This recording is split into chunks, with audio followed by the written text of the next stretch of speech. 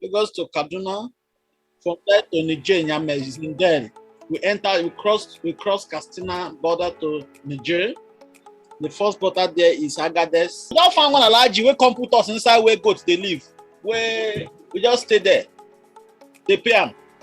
All of a sudden, all the dreams just vanish away. It becomes nothing. All my enthusiasm, all my dreams, and my determination, they becomes nothing. So those dreams immediately got vanished away. In the desert, you see nothing but heap of sands. If you see anything like on the ground that is like a sand, it is a somebody's burial, it's somebody's cemetery, it's somebody's where they bury somebody. Somebody die and it's just fall down and the sun will dry that person up. Then my eyes begin to understand that, okay, this is what is called, this is the woman trafficking they used to talk of. This is prostitution they used to talk of. You won't know anything unless you see them. You won't know that it's a serious issue. The drivers are from Chad. Those ones, they are desert warriors. See, if they miss the road in the desert, if they move around and take a sand and pour it and let the breeze blow, if the breeze blow the sand, the direction of the wind of that sand, they put their car there. That's the road. If they look to the sky, they know the stars that lead to a particular direction. They know the position of each star because they dwell in the desert. They know each stars. They know where it is to. Somebody shot me with his gun and later discovered he did not load the gun, did not load the magazine. Those one collected all our money, except one woman that helped me store my money inside her body. That is the first time I know that woman body could also be used as a bank under camp military place. That place we were naked. The army polish us, they put us inside cold. The cold in the desert in the night is more than minus 10 degrees. And your water is the most likely thing because if water finish, you have to drink each other's urine there to survive. When at that time, you are not thinking of anything but to survive. What are you saying? What happened was that what makes them die there, that their car got spoiled, their water finished, and they died there and they dry up. And they have pee, there are no water to drink, no urine to produce. They die there. And if I wouldn't make a move, the whole family would just have to, there's no hope, would just remain there. Hello. Welcome to another episode of Lost Lagosians. I'm your host, Brother Mike. How far will you go to achieve your dreams? How much are you willing to pay? The price of success sometimes can be very costly. On this week's episode, I sit down with a group of friends as well as our guest, who is a fellow Lost Lagosian. He's out in Europe. We're very happy his story ended well and he's doing very, very well. His faith is very strong and that's what helped him to be able to get as far as he is. So glory to God for that. But this story goes to show that sometimes it's not always as easy, as rosy. I know a lot of people want to leave Nigeria and they're like, oh, we need to leave Nigeria at all costs. But sometimes you have to be careful, and sometimes not everybody has an happy ending, as our friend does. So I want to especially thank him for allowing us to share his story. I also want to thank the group of guys that are on this call. Thank you all so much. I love you all. Listener discretion is advice. This is a 2-part episode, and this is part 1. Enjoy.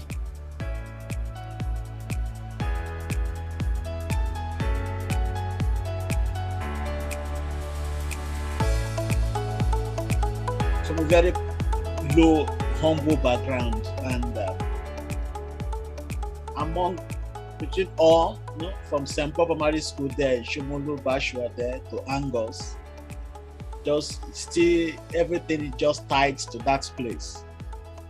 But when one is living in a place and the vision of one is bigger than that present place, that I see is the propelling factor that's a kind of help one achieving that vision.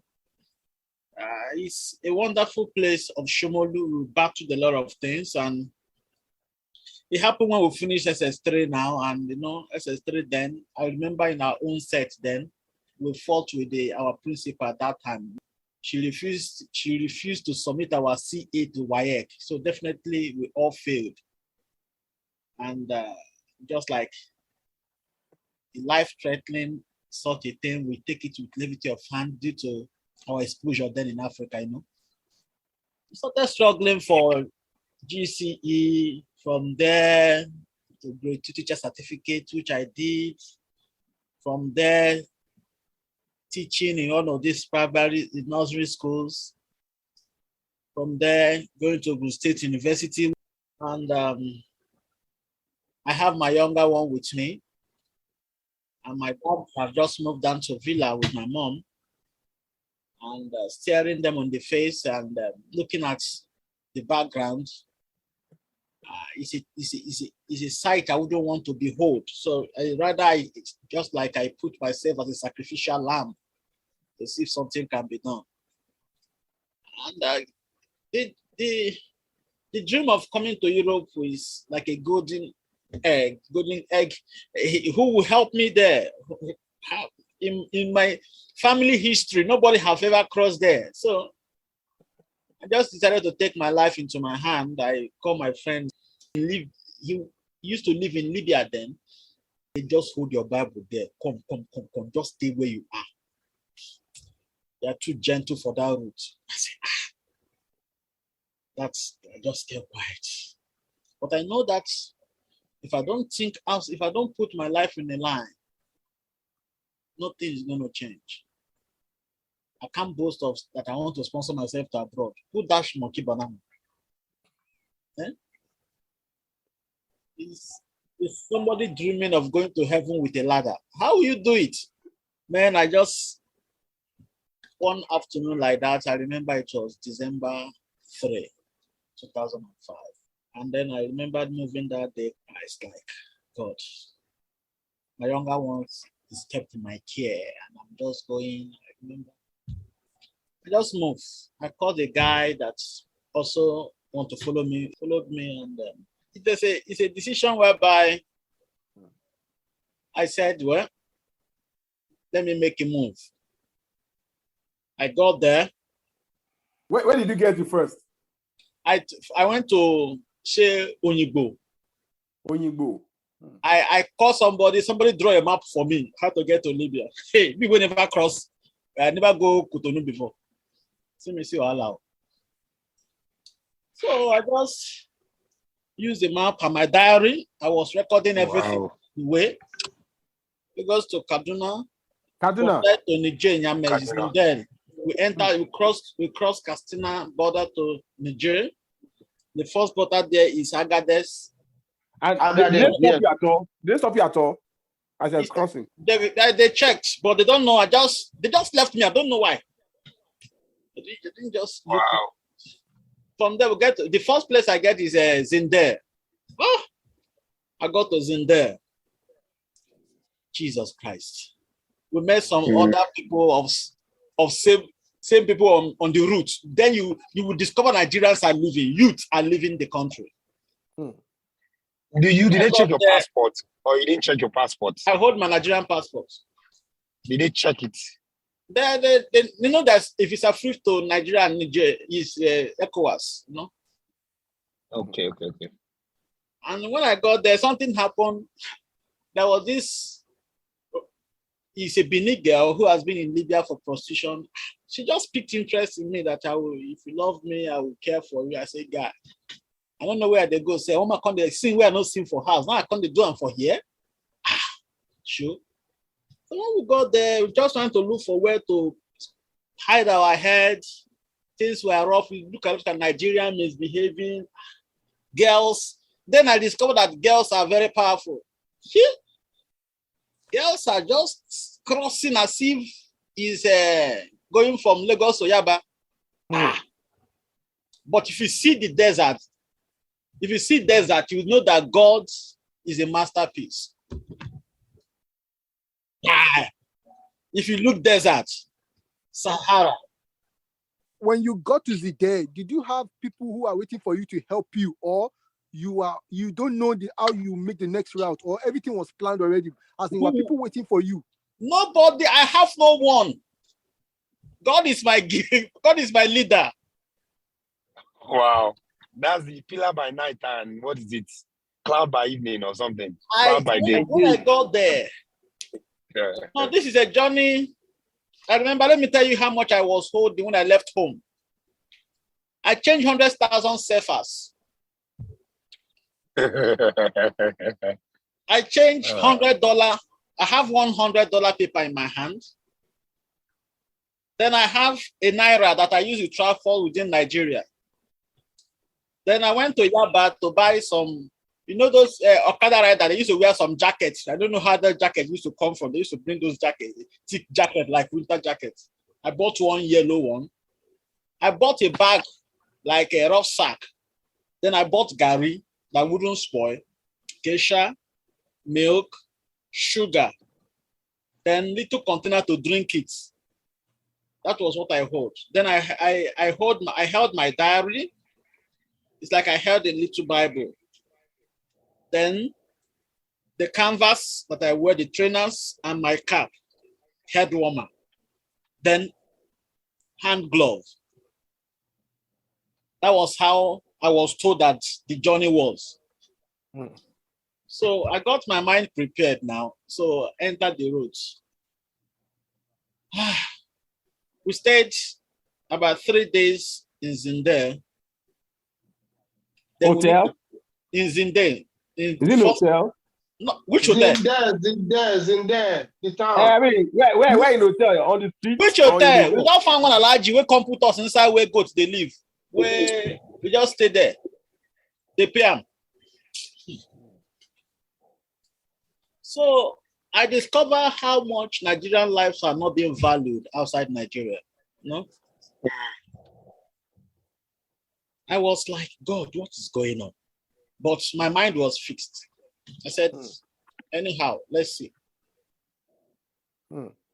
And from Zinder, there was a bus going to Agadez. And it took about a full day journey or a day and a half. We got to Agadez. There we also saw some Igbo woman who get restaurant for Agadez. I say, Yi? Can you spell the Agadez? Agadez. Agadez. Agadez. Okay. So Person won't go that journey. They need all the notes. So No, I'm looking at the map. As he's talking, I'm looking at the map. I'm trying to understand the story. Wow. When we got to Agadez, the weather is hot, man.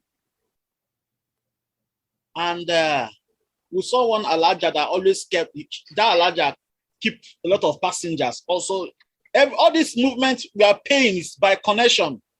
So from Agadez, we are going to Dirkou, a particular place in the midst of Sahara desert. It's also in Niger, Dirkou. And we make connection, we have to sit on top of tipper. Those tipper is already stuck with grains. So we're going to stay on top of them. So when we were going, eventually we boarded, we climb up, we stay in the evening. And while we are traveling, before we get to Agadez, I was struck. I was normal, I was talking. All of a sudden, I saw something entered me.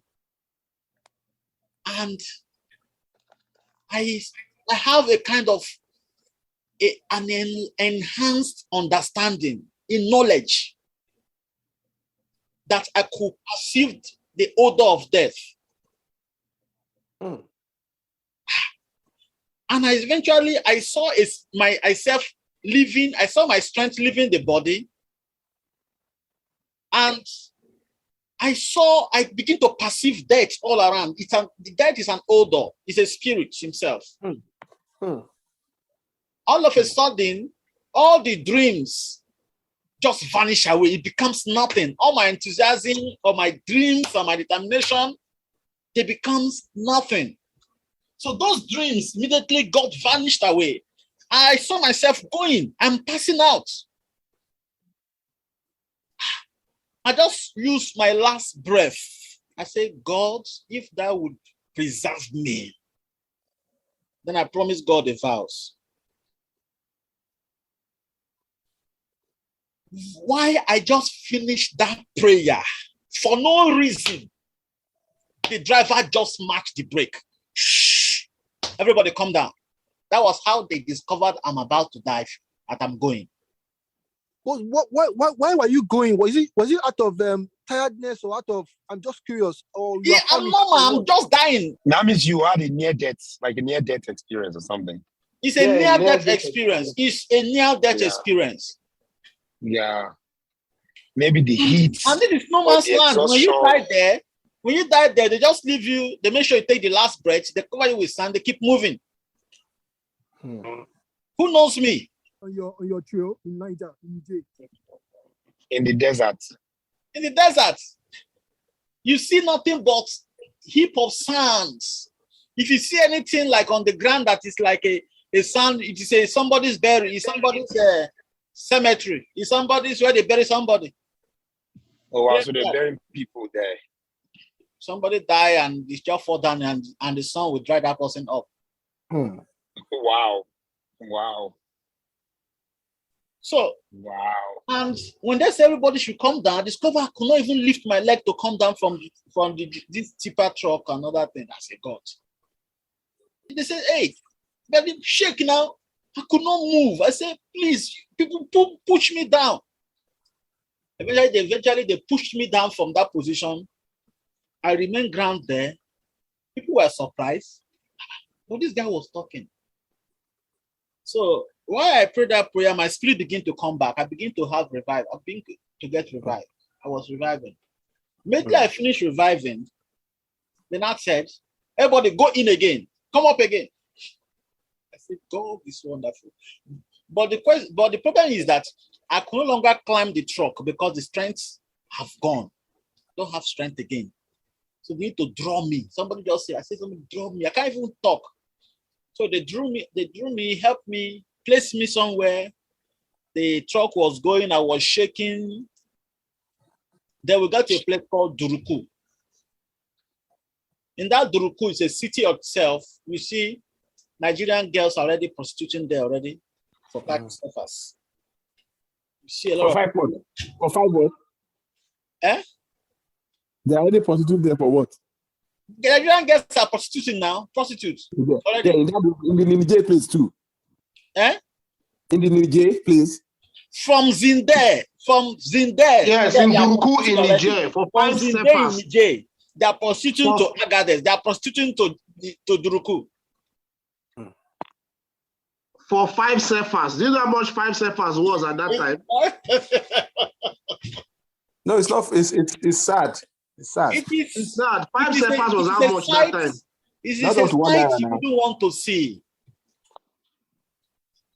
Uh, While I was there, when you say Nigerian girls, are you talking more of people from the south or people from the north? You know, northerners are close to Niger. no, northerners are not prostitutes. Their girls are not there. It's most girls I see there are I'm very sorry. Edo States, Benin. Yorubas, some Igbos. But majorly they are Edo States. If you see other tribe who is into that thing, if you see other tribe in Nigeria, the girls who are into prostitution, 7 out of 10 was from Edo, was in Edo States. So then my eyes begin to understand that, okay, this is what is called, this is the women trafficking they used to talk of. This prostitution they used to talk of. You won't know anything unless you see them. You won't know that it's a serious issue. So when I got there, I said, if this continues, I'm going to die from Dirkou to Libya. I'm going to die for sure. So I begin to hand over my food. I'm going to give people out my food. I can't cook anymore. But I prayed. I said, because while we are there, a bus is already available to take us to Libya that night. I said, God, postpone this journey to tomorrow, so that by tomorrow, I know you would have made me strong. As I finished that prayer, short period, they said, we are going for tomorrow. You know, when you find yourself where then you will know that God answers prayer. You know, this one, we are in a city, we don't even know things. You're right. You're right. You don't know. If your headache, Panadol, they there, you use. When you get to a place when there's nothing but God, then you will know that God, you will develop faith by force. So that was how we left that place, going to Libya. The time came, the sand was so much, and then we need to get off from the truck and push it. So the guy that followed me from Nigeria, time came, I said, come down, because he's like this butter picking now. We're pushing the car. When I push it, I will guide, because other francophones are there. I say, I will use my hand to prevent other people. Then you pass under, you go inside and sit down and use your back, push them inside. Then I will sit down in front of you. You open your leg, I will sit down. He said, okay. So that was what happened. As I allowed to go in, move inside, let me sit down. Jarara, and just left me there. I didn't see a place to sit down, and the truck left me in the midst of desert. What? Listen, I'm telling you, it's like film. The truck left me that night. Everywhere is dark. I can only see the stars. I say, God. And you couldn't go back. You couldn't go back. Where? Where they go? You're in the midst of ocean. What of your bag? Where was it? Was it the car, in the vehicle? It's in the vehicle. No below. And your passport? Which passport? Who the flow passport inside desert? Point of death. Wow. Ha! I stood. I great. look back. I look front. Say, God, that's so like this. I won't be. Last day, I said, God. I don't So maybe those guys that told you not to leave, maybe they're right. You're thinking maybe you should have stayed. You're thinking maybe you should have stayed back home. I was just like, maybe. How could that I even help the brother, beg money for the brother, maybe they give him money?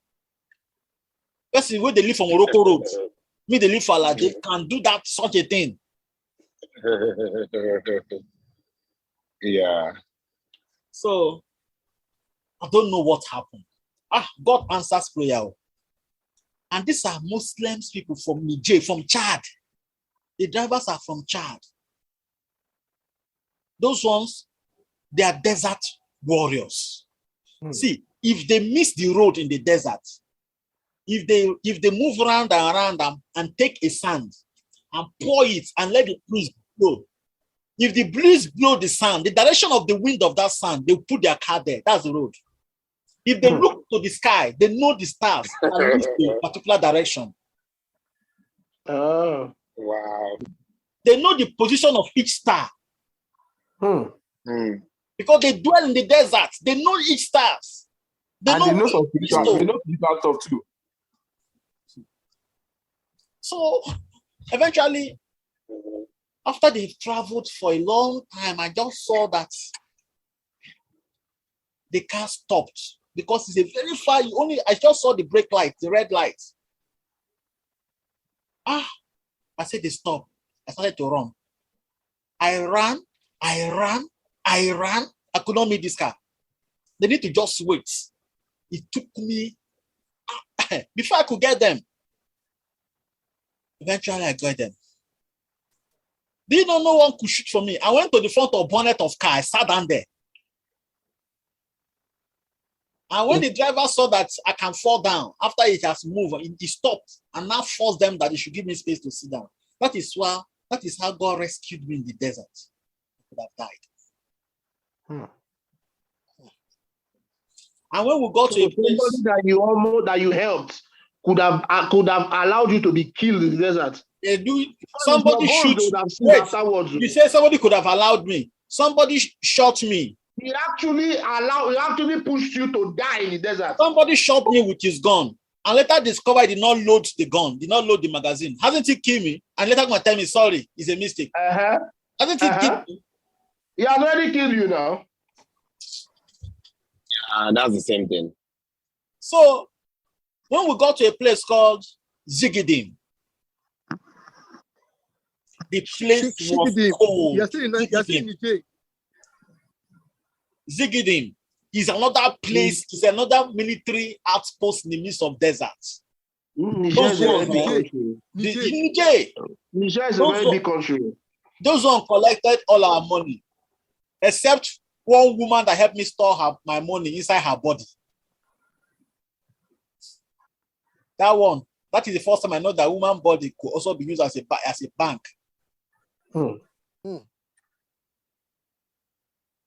Why can't you hold your money yourself? Which way you want hold? Why you go collect them? They will collect your money, they will beat you. If you thought they will kill you there, nothing will happen. Hey, see military training. This kind of thing be this. And even when they bring it out, though, you don't even mind when they just pick it up. I collect my money, give that woman, say, "May the woman help me hide the money." The woman now hide the money in her private parts.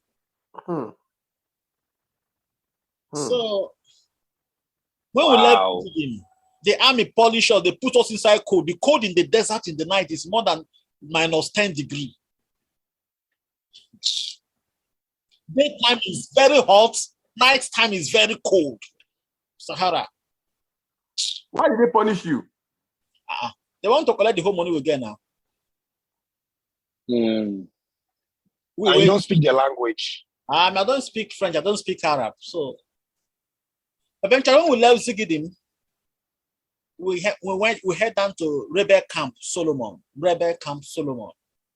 On that camp military place. That place we were naked. Why? Extortion. Hold on. So everybody, male or female, in the vehicle. Nice. If you see woman say, but no go move. You the face dead. You'll kill you there. So nothing happen. Wait. So everybody strip. What are you saying? It's not what is special about stripping. What about the driver? Driver The driver not that person. Driver is one of them. Now the person, yeah. Driver not the person. Everybody stripped. They separate the girl one side. Wow. One of the guy there. It's like one of the guy there. In body begin to, when he saw woman, body begin to talk. They just carry him and carry one woman. Simply they sleep with themselves there. Maybe they relax themselves. Wow. That's abuse, kind of, though. Which if you like, no do. That your thing with the result, they go cut him and go die there. Wow. We passed through. So eventually when we left Rebel Camp Solomon, we started heading down to Libya. Eventually a time came. Then the tire got spoiled. I don't know what happened to the motor. They said the motor no work, no good again. But the same motor they use, they say it cannot carry the whole load again.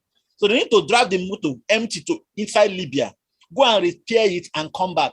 We stayed in the desert for about 3 days. 3 days of nothing. No food. Wow. Everybody just carrying tea. My garage, everybody weigh water and we hold water. And your water is the most lively thing because if water finish, you have to drink each other's urine there to survive. Wow. So what if water finish? What you do? Everybody will just pee. If you pee, then you find milk, put inside there. You know, pee has salt already. Milk. If you miss out that protein, na drip. Oh boy. Oh boy. Oh God, man. Man, this is heavy. This is heavy, man. This is heavy. Survivor, man. It's all about survivor. I'm telling you. Man, at that time, you are not thinking of anything but to survive. Everybody is a lion. Jesus. Wait. When somebody pee, it doesn't matter whether it's man or woman. You just take. Listen to me. If your water gets dry, you will live by your urines.